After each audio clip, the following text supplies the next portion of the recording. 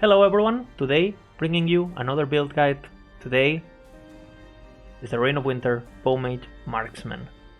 This build is amazing, has tons of good clear, and it's extremely satisfying to play. Let's get into game and see how it does.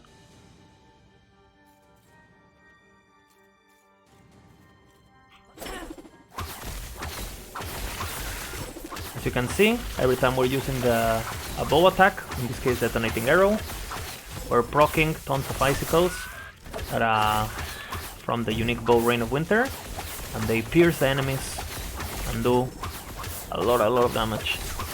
The build is really fun to play, has tons of mobility thanks to its different dashes, and it's overall a really fun time.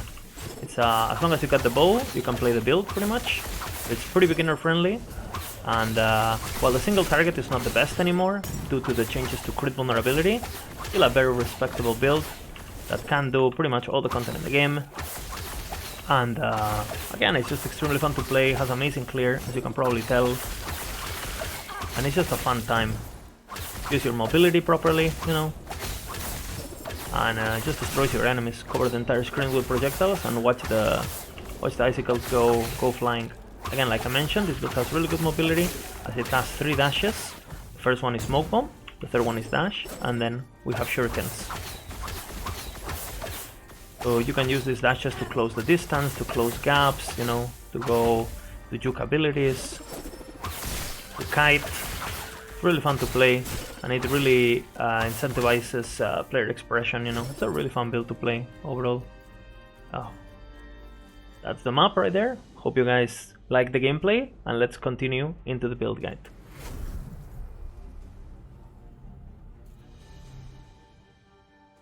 Alright, so we're back into the build guide. Like I mentioned, it's an extremely fun build to play, and all you need is the Reign of Winter.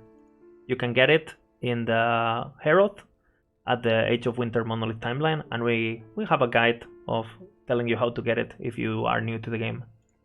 Alright, for skills and passives, pretty straightforward. We have Detonate Arrow with all the tendrils to proc additional icicles. This is what gives us the amazing clear.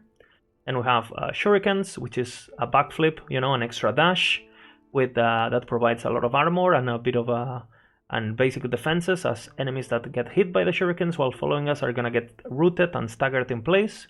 Really good, especially for hardcore. Shift, your quintessential dash pretty much. You're also immune to damage while you're shifting, which is extremely powerful. Smoke Bomb, a third dash, and even more defenses.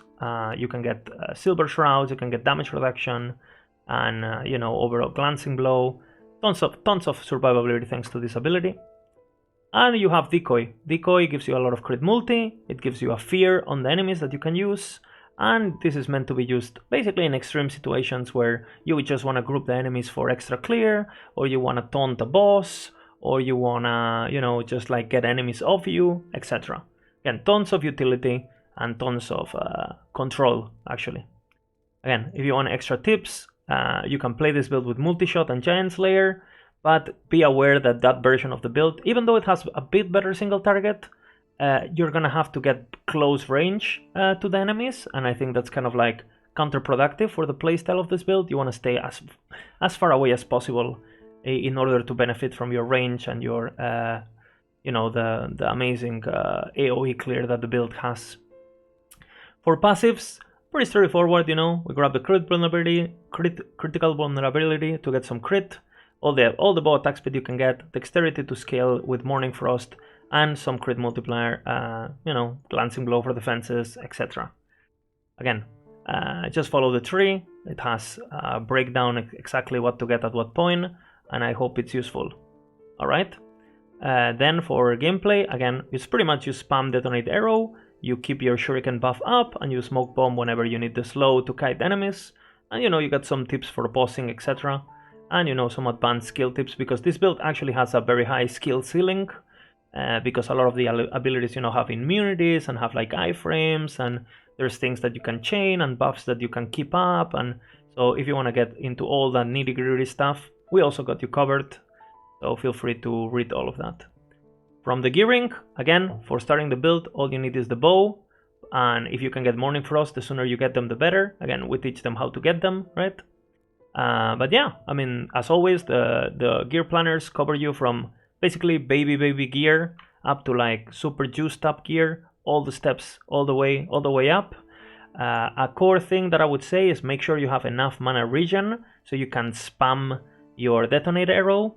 The faster you attack, the more mana regen you're gonna need. So make sure that you get that. Don't build more mana regen than you need, but make sure you're not too short, right? Again, tons of tools, especially when it comes to uniques for this build.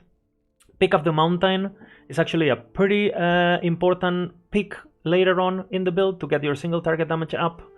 This item can raise your crit almost up to like 50% on its own, thanks to crit vulnerability, the increased critical chance it has, and just your base critical strike chance. Again, really valuable, this item, and highly recommend getting it. Arrow Guard, obviously an extreme choice for survivability thanks to the glancing blow, and obviously these two are your main source of damage. So again, tons of options for uniques, and if you happen to get them with multiple legendary potential, hey, we got you covered too in case you get really lucky, right? For combat blessings, again, there's the build has a bit of min-maxing, so there is blessings you want to get early on, and then there's blessings that get more efficient as you get gear, so keep that in mind. But one thing that is really important is to grab Rage of Winter for the cold threat. This item is basically gonna give you 1/3 of your damage against regular enemies, so it's pretty important to grab. Again, since the build has gotten some nerfs, it's also gotten some buffs. Throne of Ambition now grants up to 40% more cold damage. So even though you lost a bit of crit chance, well, a lot of crit chance, we actually got our base damage actually went up quite a bit. So it's not all nerfs. The build is still really good thanks to the buffs. And again, if you want to learn more about the build, on the build scaling section, I explain pretty much everything there is to know, or everything that any item grants, all your defenses, all your skill rotations. As you can see, this is pretty lengthy and pretty detailed. So if you want to learn more about the build, you can read all about it there. Highly recommend it. Honorable mention to Silver Shrouds, as they can immune damage incoming damage. Extremely powerful to avoid one-shots if you know what you're doing. And extreme, again, another good mention to Decoy. Learn sure how to use it, because it's actually really strong. For the recommended endgame, we tell you what to do. Get to Empowered, as fast as possible. Get your Throne of Ambition and start farming Corruption. We give you a bit of advice on what modifiers to avoid, tips for fighting the dungeons, when to use what abilities, what to juke, and some tips for the Endless Arena, like always. In every max roll guide, of course, you have the download, you have the loot filter. Just make sure you right-click it, you save link as, and you will have the XML file with your filter that you can just load up in game. And again, I hope you guys enjoy this build a lot. It's still really fun to play, and again, while the single target is not the best, it's still extremely good for clearing, extremely good for mapping, and really fun to play. Again, thank you guys for watching, and I'll see you on the next one.